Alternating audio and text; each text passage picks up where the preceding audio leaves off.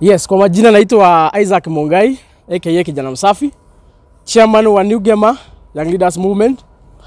Na nimekuja hapa tuzungumze kwa sababu ya ile sherehe ambayo ilikuwa kule Nairobi siku ya jana, ambayo ilikuwa sherehe ya wafanyikazi.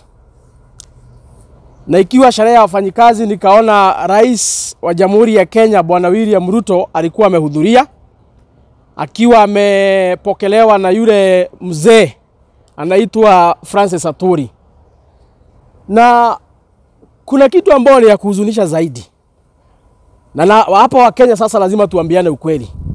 Kwa sababu tulisema hii nchi ni yetu, na hasa sisi vijana hatuwezi nyamaza wakati wazee wenye wako na umri ya miaka 80 wanakaribia kukufa, wanakuja kutuletea upuzi na ujinga.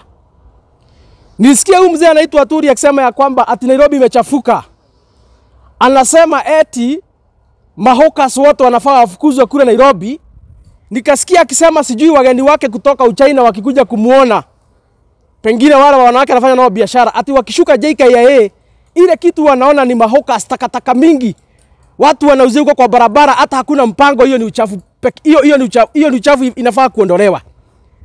Mimi nataka niulize mzee Aturi bana, wewe ni mzee wa miaka 80, hata umefikisha hata miaka ya ile ya Mungu ya miaka 70, haufai hata kuwa uhai, unafaa kuwa umekufa kulingana na Biblia.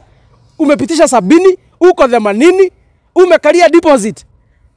Kama umekalia deposit unaweza kufa anytime. Hatuwezi kubali utushauri. Hata kama tuko na shida katika taifa la Kenya, hatuwezi shauriwa na mtu amekalia deposit. Mtu anaweza kufa anytime. Umeiba pesa wafanyikazi miaka 50 kutoka wakati wa Kenyatta. Umefura, umenona, umejaza wanawake dunia hii.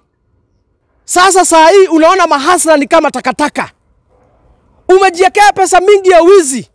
Kazi yako ni kutembea na wanawake dunia mzima, unapanda ndege unatoka nchi hii unaenda nchi nyingine kutembea. Lakini wale watoto ambao ni maskini nchi hii wanajaribu kujitafutia riziki. Wanajaribu kujitafutia Nairobi hii. Wanajaribu kujitafutia katika njia zao za hawking.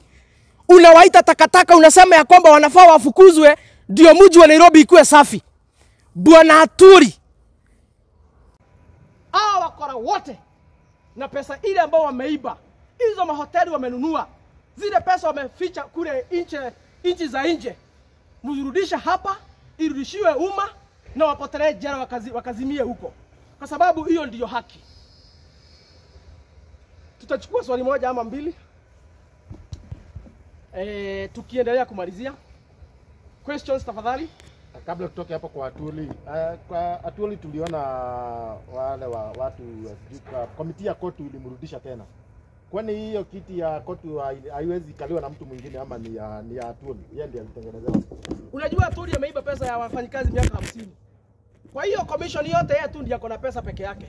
Kwa hivyo hata siku ya uchaguzi ikifika, anawapea pesa, wanampatia direct nomination, anarudishwa kwa kiti. Na hivyo ndivyo amejipata kwa hiyo kiti miaka karibu 80. Na hata mimi nashangaa. Ya? Mzee hata hafai kukaa kwa hiyo kiti. Yeye si mfanyikazi, amefikisha miaka ya kuretire. Unajua Kenya, hata Mungu by the way haizi kuja Kenya. Na hata siku yake ya kurudi ikifika, hata tagulia kukuja Kenya. Kenya ndio itakuwa nchi ya mwisho Mungu kukajanga hapa. Kwa sababu wewe umepatiwa kazi atusimamie wafanyikazi. Wewe unasimamia wafanyikazi na wewe umeretire. Uko na miaka karibu 100. Hata kwa Mungu umefikisha miaka ya kukufa, miaka 70, haufai kuwa unaishi. Na wewe ndio umepatiwa kazi atusimamia wafanyakazi. Hiyo kazi si inafaa kipatiwa at least mwenye hajafikisha hata umri wa kuretire. Ama nyinyi hamuoni ni confusion hii, si ni utapeli? Hii kazi ya kusimamia wafanyikazi inafaa ipatiwe mtu ambaye ni mfanyikazi, kijana wa miaka 35. Sababu hata huyu mwizi kwani alipatiwa hiyo kazi lini? Alipatiwa hii kazi akiwa kijana sijui miaka 20.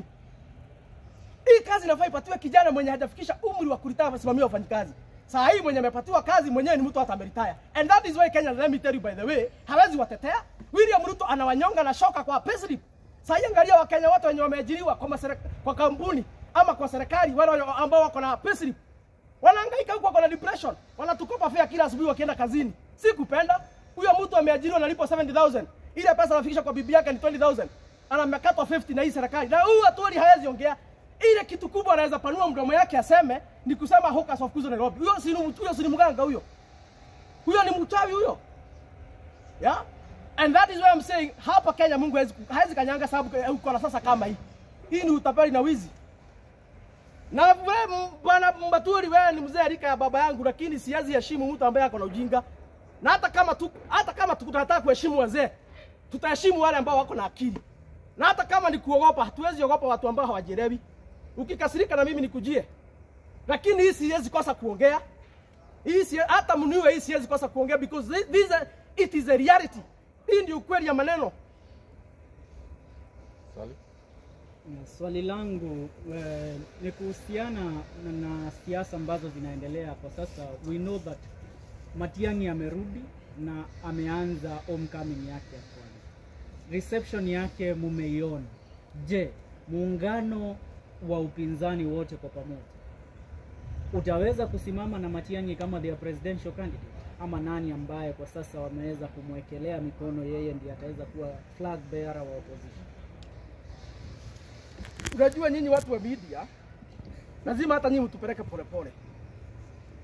Kwa sababu tulisema ya kwamba hawa viongozi wa upinzani ambao wameshikana, iko Kalonzo, iko Martha, iko Rigiji, iko Matiang'i, iko Natembeya, mliona Mukisa Kitui ameingia hapo, mliona JB Muturi ameingia hapo, mliona Uhuru Kenyatta ameingia hapo, kwa sababu the national chairman of Jubilee Party, ile ambao Uhuru Kenyatta ndiye party leader, pia yeye ako hapo anawakilisha chama cha Jubilee, kile ambacho Uhuru Kenyatta ndiye kiongozi. Vile ambavyo wameshikana, they are all presidential candidates. Kila mtu anataka apatiwe nafasi ya kupeperusha bendera katika ile mrengo kama mpigania kiti. Lakini tukakubaliana ya kwamba kila mtu afanye kampeni yake, and that is why today unaona Matiang'i anapeperusha kule Kisii, kule Nyamira. Matiang'i ni ndume, ukiangalia leo hii kule Nyamira watu wanasema Matiang'i. Jamii ya Omugusi yote imekubaliana. Their presidential candidate ni Fred Matiang'i. Ukikuja hapa Mlima Kenya, Rigathi Gachagua anawika kama simba. Ama nadanganya? Anawika kama simba kila siku hapa. Ukienda hapa Ukambani, hakuna mtu mwingine anapeperusha bendera hapa isipokuwa Kalonzo Musyoka. Hao wengine hapo ni mikebe. Usidanganye na kina mtu hao Tuvarupo ni mikebe. Yule anapeperusha bendera hapo Ukambani Kalonzo Musyoka. Ukienda kule Western, goma ya siasa huko imebadilika. Yule ambaye anasikika pale ni mtu anaitwa Eugene Wamalwa akiwa anatembea. The DPK party leaders, Eugene Wamalwa is the party leader, Bwana Natembeya is the deputy party leader. Wale ndio wanasikika pale Western wakiwa na kina Malala. Na watu wa huko wamesema ya kwamba pia wanataka mabadiliko. Kwa hivyo hao viongozi wakuu wameushikana namna hiyo. Na hapa Mlima Kenya tuko na Rigathi, tuko na Uhuru Kenyatta, tuko na Martha Karua, tuko na Mithika Linturi, watu wameshikana. Opposition ikuwe imejipanga hivyo, kila mtu aendeshe siasa zake. Kila mtu ajaribu kukusanya watu wake. Ikikaribia 2027, walisema ya kwamba watakaa chini. Na wakikaa chini wataangalia vile siasa ambavyo zitakuwa zimekaa. Wapange line up. Wakasema hakuna mwenye atajipenda, wakasema watakubaliana. Nani atakuwa mpeperusha bendera ya kiti urais? Nani atakuwa naibu? Nani atakuwa nini? Watapanga line up vizuri. Ndio sasa wale wakora wa Kenya Kwanza tukubaliane na wao. Kwa hivyo mimi niwaambie watu wa vyombo za habari, muache bio mingi, a lot of speculations, na msiandike vitu ambazo pengine ni za kupiganisha hii mrengo. Hao watu wako na amani na wamesikizana ya kwamba hakutakuwa na kujipenda. Walituahidi ya kwamba wakati wataingia hiyo room 2026 December watakubaliana. Na sisi kama Wakenya, kwa sababu tunataka mabadiliko, na mabadiliko ya kwanza katika list ile ambayo tuko nayo ni ya kuhakikisha kwamba William Ruto ametolewa kwa kiti, hatutakuwa na lingine isipokuwa kuunga mkono yule ambaye watatuletea. Because in any case, my friend, hata tukichagua kama tumefunga macho, anybody from the opposition side atakuwa mzuri mara milioni moja kuliko William Ruto. Kwa sababu nyinyi wote mnajua William Ruto hana kauzuri hata kamoja. Kutoka siku aliingia kwa kiti, hakuna ahadi hata moja aliahidi wa Kenya ametimiza. Hakuna kitu hata moja aliahidi wa Kenya ametimiza kutoka aingie kwa hiyo kwa kiti. Na kama iko mtu aniambie, kama iko kitu hata moja William Ruto ametimiza kutoka ingie kwa hiyo kiti, aniambie. That is why I'm saying hata ingekuwa ni mimi nilichaguliwa kama rais, hata kama sina PhD ya wanyama na miti kama William Ruto, I'm very sure at least by now miaka 2 ningekuwa nimetekeleza kitu. So anybody who will be picked by the opposition leaders, tutamuunga mkono na atakuwa mzuri kuliko William Ruto mara milioni moja. Na naongea hivyo William Ruto anisikie, ni rafiki yangu, simchukii, lakini hapa ni mambo ya nchi tunaongelea. Hapa ni mambo ya future. And wakati tunaongea mambo ya future, I think nchi inakuja mbele kuliko mambo mengine yote. Kwa mheshimiwa, kabla ndugu yangu hapa aliulize swali, kulingana na hao watu wote umetaja ni watu ambao pia wao tunaweza sema ni kama Atwoli, wengi wao ni kama wamefikisha miaka ya kuretire, ni wazee. Kwani hakuna vijana ambao wanaweza ongoza nchi? Na wengi wao hata kuanza kama ukiangalia wengi wao, na kuna kijana wanakosoa sana anaitwa Morara. Wengi wao ni wamehusishwa na cases za corruption. Kwani hao tu ndio wanaweza ongoza Kenya? Na unajua tunaweza kuwa tunasema tunataka kuondoa William Ruto, lakini tunaenda kwa mtu wasi kuliko William Ruto. Na lakini kwa sasa hii anajifanya venye William Ruto alikuwa amejifanya. Sasa hii Kenya haina mtu wasi amebaki kuliko William Ruto. Na huyo mwizi mnajaribu kutaja hapa anaitwa Morara. Huyo kijana kwanza amee meno, aacha kufungua papas. At least ajaze hata kama ni makenda kwa mkono akuwe mwanaume aweze kuongoza taifa. Lakini hiyo upuzi nimesikia anajaribu kuongea hapa kila siku. Unajua by the way, na Rigathi Gachagua alikosea sana. No aitirie muno Rigathi nego etake he metha ine ya thuri mugocie. Tondu ndetoire kimwana kiu kiraria. Ile maneno huyo kijana anaongea ni mambo ya upuzi ya fitina. Unajua Morara amekoni vijana wote. Videos ziko mkitaka niwatende tuwataletea. Akikoni vijana anawaambia nyinyi endeni kazi, mnitumie pesa niweze kuzunguka Kenya. Wale vijana anaitisha pesa ni vijana wadogo wanajiria wanafanya hii tu kazi ya 200 300. Anawapora hiyo pesa, anachukua ananunua Prado. Anawapora hiyo pesa ananunua tusuti. Anaanza kurukaruka kwa kamera akijifanya anakosoa serikali. Huyu kijana ni mtapeli, ni mwizi. Na ile siku Martha Karua wakiwa na Rigathi Gachagua wameita yeye hapa kwa meza huko Nairobi. Kijana alikuwa anafikiria akienda hapo sababu anajiita kiongozi wa Gen Z atapatiwa pesa. Pesa gani unapatiwa? Na hiyo ndio vita. Hii vita mnaona na huyu kijana anaitwa Morara imetoka kwa sababu siku aliitwa pale alifikiria atapatiwa pesa. Lakini kufika hapo aliulizwa, kijana umekuja hapo unawakilisha nani? Hauwakilishi jamii ya Ombusi sababu Matiang'i na Onyoka wako kwa hii meza. Hauwakilishi vijana kwa sababu hakuna siku hata moja tumeona huko na vijana ambao wanakufuata. Kwa sababu jamaa alijifanya alianza chama. Si alijifanya alianza chama, sijui inaitwa Inject. Hiyo chama mnajua nani deputy party leader? Hiyo chama mnajua nani chairman? Hiyo chama mnajua nani SG? Hiyo chama mnajua nani treasurer? Kuna siku mumeona hiyo chama iko na NDC. Kuna siku mumeona hiyo chama yake imeitwa wameitana mkutano wameparade wala viongozi wako naye. Hakuna siku hata moja mumeona hivyo. Na wauliza nini waandishi wa habari, hata kama hamjui mambo ya siasa sana, iko chama ya mtu mmoja? Hakuna chama ya mtu mmoja. Haka kijana kalipora pesa zile kalitumiwa na watu kwa mtandao, kakakimbia hapa kwa register political parties, kakarejesta chama ya makaratasi, kakaanza kujiita huku party leader, chama ambao ni karatasi, haina watu. Kwa hivyo, hii meza alikuwa ameitwa. Hauwezi enda kwa hiyo meza kuwakilisha makamasi. Ukiitwa kwa hiyo meza ni upeleke ile kitu unawakilisha. Who are your followers? Nani unawakilisha kwa hiyo meza? Hauna jamii unawakilisha, hauna vijana unawakilisha, chama yako haina wafuasi. Hauwezi peleka makamasi hapo ungojee utapatiwa heshima. Na ndio maana ukijana kwa sababu alishindwa kujibu hiyo maswali kwa ile meza, alitoka hapo na matusi. Nimeona jana anatusi Rigathi Gachagua. By the way, Morara, wacha nikwambie. Unajua unaongea kizungu watu wanafikiri uko na akili. Lakini wewe ni mwizi.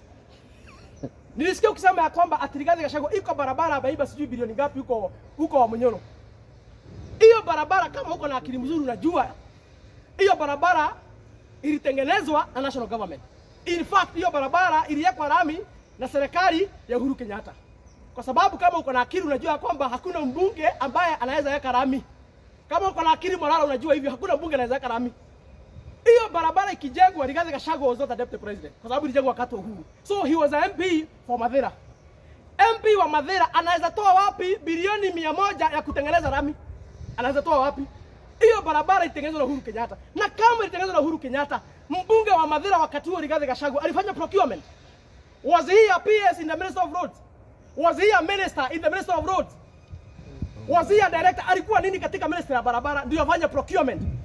Ndivyo useme ameiba hiyo bilioni kwa hiyo barabara, alikuwa nini katika Minister of Roads? Rigathi Gachagua alikuwa mbunge wa Mathira wakati huo, alikuwa MP na kazi yake ilikuwa kutengeneza madarasa, kutengeneza maofisi za chiefs na kuliba ile barabara ya vijiji ambayo imeharibika na kuoversight ile miradi serikali kuu ilikuwa inafanya katika his constituency. Lakini hiyo upuzi nimeona unaeneza huko Morara ukijaribu kusema ya kwamba ati Rigathi Gachagua aliiba bilioni wakati alikuwa ajenga hiyo barabara. Wewe ni mjinga. Hakuna mbunge anaweka barabara lami. Enda ukadanganya bibi yako na watoto wako. Wakenya ni werevu. Lakini wabunge mheshimiwa hapo kabla nitoke hapo. Nikasikia Morara anasema ya kwamba ati Matiang'i ile kitu kubwa anashukiwa. Alitupa watoto Rivayara wakati alikuwa Minister for Interior. Let us put this matter to rest once and for all.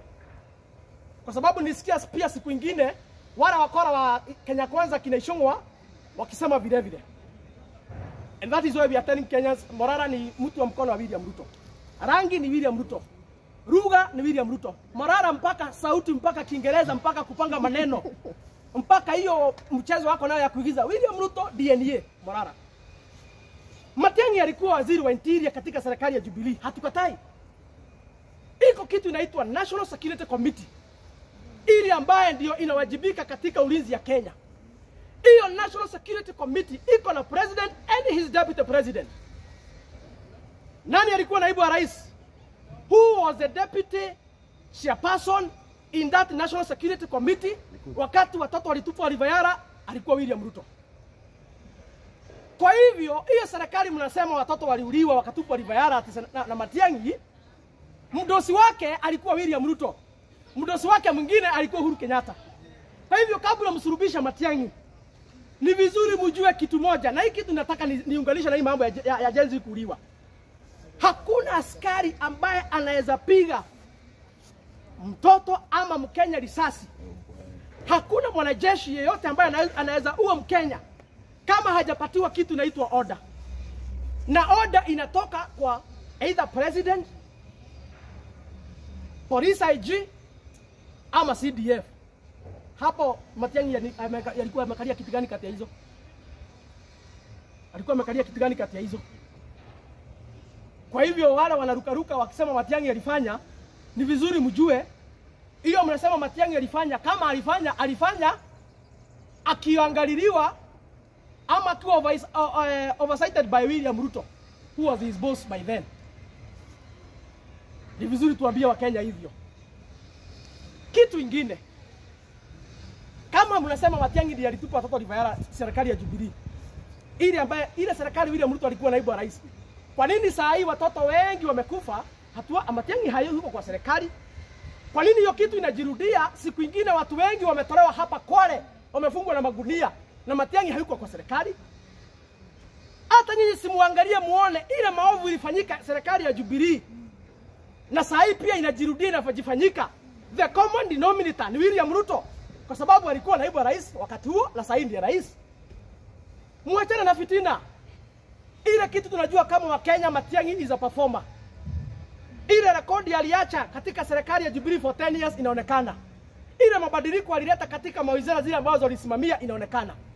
Na niambia wa Kenya saa hii, hakuna upuzi yoyote tutasikiza kutoka kwa Morara ama watu wa William Ruto inahusu viongozi wa upinzani. Anything negative watatuletea about hawa viongozi, mjue ni siasa. Hapo mbeleni kwa nini hawako wanafanya? Sasa hivi William Ruto sio desperate, ameokota watu wote walikuwa kwa serikali ya Jubilee, amewapatia kazi. Kweli si kweli? Si hata amehangaika huko Kisii na jaribu kutafuta Matiang'i amuingiza kwa serikali ndio sisimame kiti. Kama Matiang'i ni mbaya, mbona wanazunguka usiku na mchana wakijaribu kumuingiza kwa hiyo serikali ndio sisimame kiti?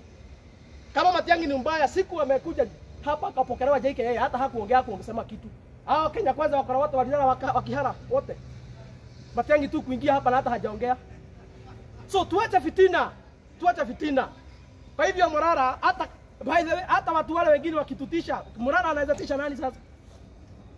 Anaweza tisha nani? Hivyo ni kusema vijana hawezi ongoza hii nchi sababu vijana wanaweza ongoza. Ile upuzi hatutaki. Ni ya mkora mmoja ambaye ni Connie Kebasho anafikiria he is the only angel in this country. Anafikiria hivyo.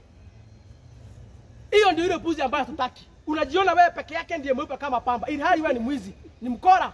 Gen Z wameuliwa hapa mwezi mzima siku ya maandamano. You never featured anywhere. Nyinyi mliona Morara kwa maandamano siku ya Gen Z? Ni matako. Si aliishi kwa brother na girlfriend. Si alikuwa anakula pizza kwa maroji na girlfriend, vijana wakiruka huko na kwa barabara na maskari. Alafu baada ya maafa mambo imetulia, ndio anajitokeza hapa anajiita kiongozi. Kiongozi ya nani? Labda ni kiongozi ama magirlfriend alikuwa anakula nao pizza kwa room. Tutaki upuzi. Vijana wako wanaweza ongoza lakini si hawa conmen. Vijana ni wengi wako na akili wanaweza ongoza nchi lakini si hawa wanatumiwa na William Ruto, wanapatiwa pesa kidogo wanakuja hapa kurukaruka. So and at this time we are in a very serious business of making sure we have declared William Ruto a one-term president. Anybody opposing that is enemy of the people. Anybody is against that, you are the enemy of the people. Anybody is being used by William Ruto to make sure he's sabotaging the plan we have as Kenyans to make sure we have a new leadership 2027. He is an enemy of the people. And we have no apologies to make. Ukikasirika na mimi nitafute. Okay. Mheshimiwa, hebu niulize swali. Kulingana na wabunge jinsi ambavyo umesema, matters CDF. Mheshimiwa, kuhusiana na pesa za CDF tumemwona kiongozi Raila Amolo Odinga akijaribu have CDF removed, isikuwa inapatiwa wabunge, iende kwa county government. What is your take on that? And also in addition to that, kuna documentary juzi imeachiliwa inaitwa Blood Parliament ambayo ilificha events za June 25th. Na wabunge they made fun of it. Na hapo jana juzi evening kuna mbunge aliweza kupigwa risasi Nairobi na kuweza kuuawa, na wakazi wa eneo bunge lake wamekuwa wakipiga sherehe huko sana wakicelebrate kifo chake. Maoni yako kwa hilo?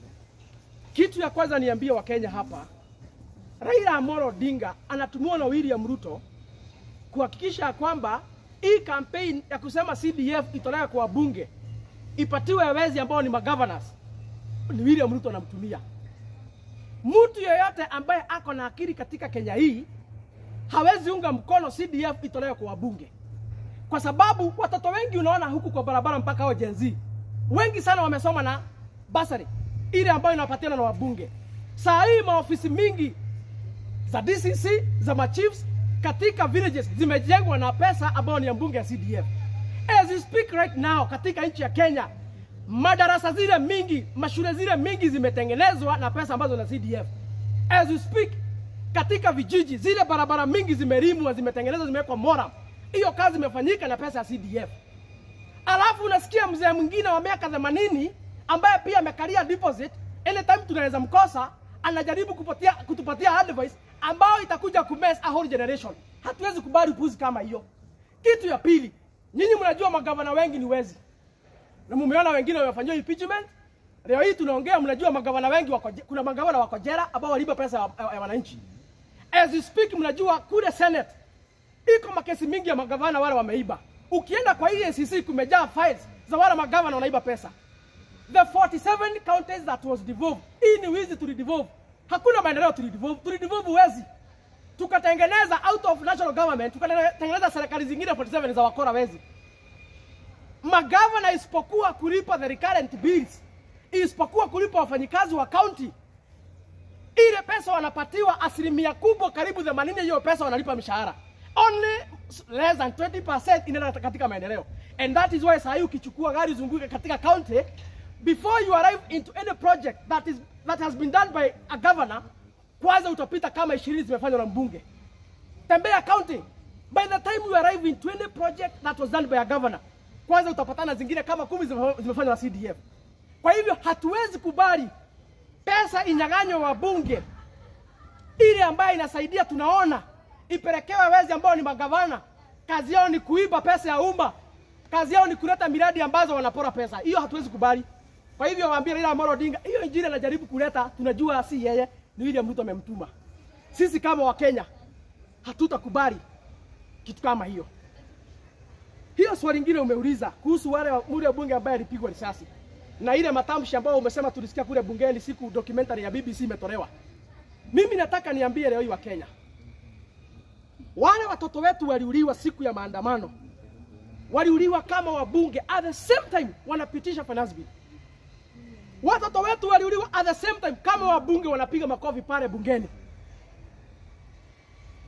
Kama kuna watu tulikosana wao hiyo siku, na hakuna siku tutasikizana nao kama wa Kenya, ni wale wabunge ambao walishabikia vijana wetu kuuliwa hiyo siku.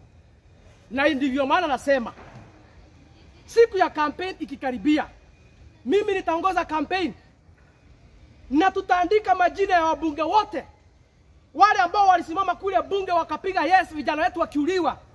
Tutaandika majina yao with bold letters na tutazunguka Kenya in every constituency tukibandika hizo posters huko, ndio tuwaambie wa Kenya hakuna mbunge hata moja anafaa kurudishwa hiyo bunge mwenye alikuwa huko damu siku ilimwagika. Wale wabunge ambao tutakubali warudi hiyo bunge ni wale ambao walisimama na Gen Z kama Babu Owino. Wale viongozi wengine walisushia wakasimama wakakataa kusimama kinyume na matakwa ya wananchi, wakasema wananchi wasikizwe. Hao tu ndio wale wabunge tutakubalisha warudi hiyo bunge. Lakini wale wengine ambao walishabikia vijana wetu kuuliwa, natangaza leo hii nikiwa Mlima Kenya ya kwamba tutaandika majina yao siku ya siasa ikikaribia, tuwaambie wananchi wasipigiwe kura. Hiyo ndio ile the biggest punishment ambao tutawapatia. Hawata hiyo bunge watakuwa wanaionea kwa TV. Watakuwa wanasoma gazeti ilikuwa bunge. Hatutakubali kwa sababu watu ambao wanashabikia umwagikaji wa damu au ni wanyama. Hao watoto waliuliwa walikuwa na miaka 20. Hakuna mtoto hata mmoja aliuliwa akiwa na silaha. Si mnajua hivyo ama nadanganya? Hao watoto walikuwa wameshika bendera na simu. Hakuna kitu kingine walikuwa wameshika. Kwa hivyo, kwa sababu waliuliwa kinyume na sheria na wale wabunge wakashabikia, hatutawahurumia. Na yule mwenye alipigwa risasi juzi nilisikia akisema ya kwamba nilisikia bunge akisema ya kwamba mnauliwa, we move on. Ndivyo alisema. Yes, hata wiki haikuisha akapigwa risasi. Hata sisi tunamwambia hata kama hasikii, we move on, maisha inaendelea. So kama hamuna huruma na sisi, hata sisi hatuna huruma na nyinyi. Na niambia vijana, msiuziwe uoga na msikome kupigania haki zenu kama vijana. Sababu hii nchi ni yenu na nyinyi ndio mtabaki mkihangaika. Hawa wengi wako na miaka 80, 60, 70. Wamekalia ndipo zetu wanaenda, nyinyi ndio mtabaki hapa. You have a long way to go as youth of this country. And that is why hata naunga mkono Uhuru Kenyatta siku amesema kwa kwamba vijana lazima mpiganie nchi sababu ni yenu. Na nikaona huyu mkora anaitwa Sudi wakiwa na Murkomen wakijaribu kulecture Uhuru Kenyatta kwa sababu alisema vijana. And by the way, hata Uhuru hakuongea akiwa hapa, alikuwa anaongea wakati akiwa nchi ya nje. Alikuwa anaongelesha vijana huko South Africa. Huko South Africa. Kuongea tu hivyo hapa Murkomen Harari wakiwa na Oscar Sudi, hao wakora wawili wa Ruto wakaanza kutusi Uhuru Kenyatta. Nataka niambie Oscar Sudi, hata ukikosa kitu ingine ya kufanya uheshimu Uhuru Kenyatta, tafadhali heshimu yeye kwa sababu alivumilia huyu mwizi wenu miaka 10 akiwa naibu wa rais wake. Nyinyi mmeshindwa kuvumilia bwana ya pasta miaka 2. Ukikosa kitu ingine ya kuheshimu Uhuru Kenyatta, heshimu yeye kwa sababu ya hiyo. Alivumilia nyinyi na huyo mwizi wenu for 10 years.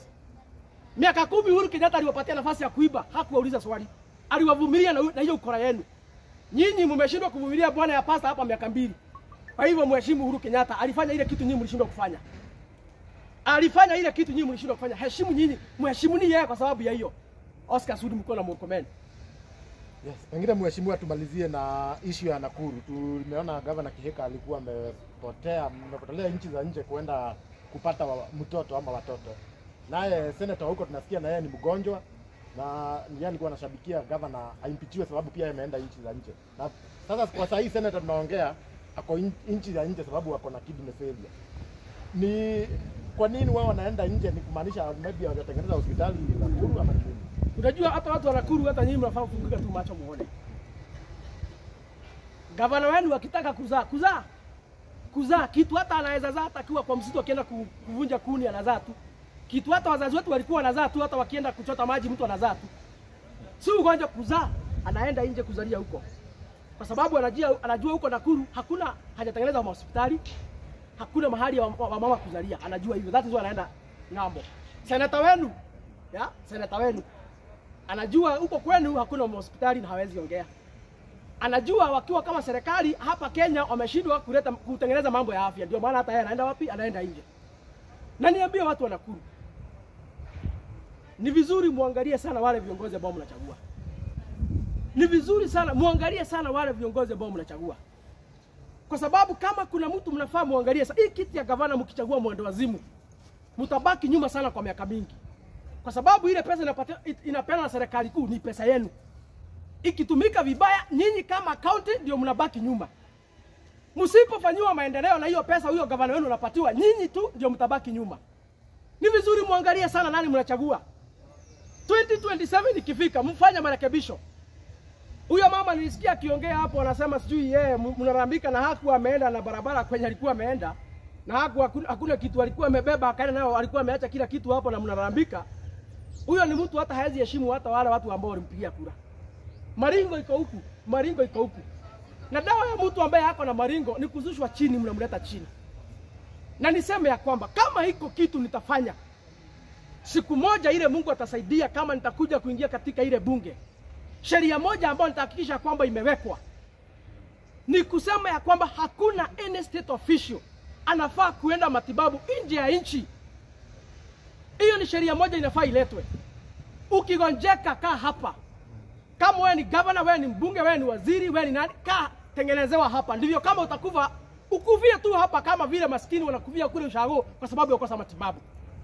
Mkikufa wachache, mtaimarisha afya. Mkikufa wachache, mtaona hali ya hatari na mtatengeneza mahospitali, watu wote watakuwa wanatengenezwa vile ambavyo inafaa. But for as long as ukipata homa unaenda South Africa, ukitaka kuzaa unaenda US, ukitaka kutengenezwa kitu kidogo unaenda London. Hakuna siku mtarekebisha hospitali za hapa. Kitu kingine ambacho nitahakikisha kwamba nimeleta sheria mpya. Hii mambo ya mbunge anapatiwa private insurance. Anawekewa milioni 5 au milioni 10 kwa mwaka za kutibu yeye na mabibi zake na watoto wake. Nyinyi wa maskini, nyinyi mnaambiwa yenu ni SHA. Kama kuna sheria nyingine nitaleta ile bunge, ni kuhakikisha kwamba hakuna any special medical insurance inafaa kupatiwa state officials. Kama ni SHA hiyo haifanyi kazi, tuingie wote. Ndio kama ni kukufa, tukufe wote. Ndio kama ni kukosa matibabu, tukosa wote. Wenye watakufa wakufa, wenye wanabaki wabaki. Lakini hii upuzi mnapatia maskini SHA yenye haifanyi kazi, nyinyi mko na special private insurance zile ambazo zinawapatia milioni 10 kila mwaka za kutibiwa. Ndio maana hakuna siku ambaye mtasema SHA inafanya kazi. Hakuna siku hata moja mtakuja kukubali ya kwamba iko shida katika SHA, kwa sababu nyinyi hamuitumii. Na iko siku nisikia William Ruto, our president, anadanganya watu huko mazishi ya mbunge mwingine huko Western, anadanganya akiwaambia ati huyu mkuvi mwenye ako hapa siku alikuwa mgonjwa alilipiwa milioni 3 na SHA.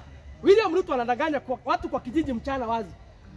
Na wanajua tu vizuri huyu mwenye kukufa alikuwa na private insurance zile zinapatiwa wabunge inawekwa 10 million. Anajua hivi lakini hizo ambiwa Kenya huko. Anawadanganya ati SHA ilimlipia 3 million. Wewe hapa iko mtu ambaye hapa amesikia SHA imelipia mtu 3 million. Si nyinyi waandishi wa habari. Si nyinyi mnazunguka katika vijiji. Kuna mmoja hapa ameona mtu amelipiwa SHA 3 million huko.